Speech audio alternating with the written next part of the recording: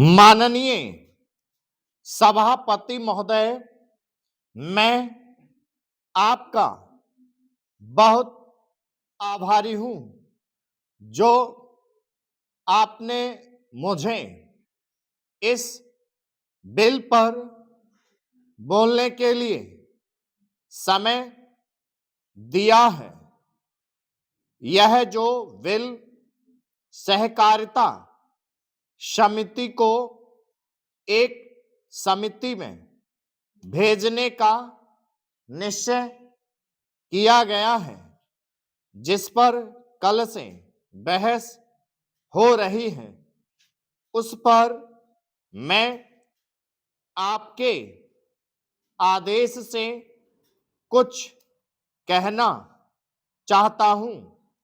श्रीमान, इस बिल को देखा जाए तो यह समझ में आता है कि यह कोई नया बिल नहीं है, बल्कि जो सन 1912 का कानून है उसी की लाइन पर बनाया गया है और कोई नई बात नहीं रखी गई है।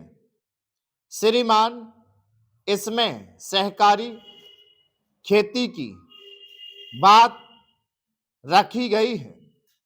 अगर यह कहा जाए कि यह कोई नई बात नहीं है तो गलत नहीं होगा।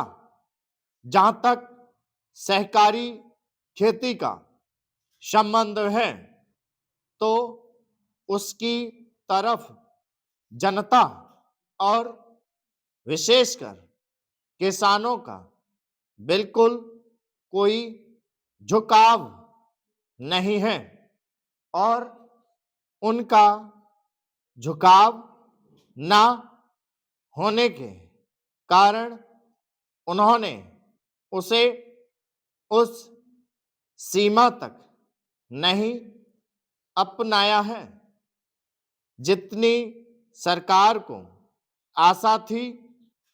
श्रीमान, आपको मालूम है कि नागपुर कांग्रेस में यह प्रस्ताव पास हुआ है कि सहकारी खेती कराई जाए। पूरे देश में इस समय इसका जोर चल रहा है और इसको लाने के लिए ना मालूम इसके कितने रूप रखे गए हैं। यह कहा गया है कि इसके अंदर कोई जोर नहीं है। अभी एक माननीय सदस्य कह रहे थे कि राजनीतिक पार्टी के लोग यहाँ पर सहकारिता के संबंध में कुछ कहते हैं और बाहर किसानों से कुछ और ही कहते हैं। वे किसी से यह भी कहते हैं कि तुम्हारी जमीन छिन जाएगी। मैं यह निवेदन करना चाहता हूं कि यह जो कहा गया है और किसानों के अंदर जो भावना पैदा होती है वह इस बिल से साफ स्पष्ट होती है कि वह गलत भावना नहीं है। मैं यह जानता हूं कि जब किसान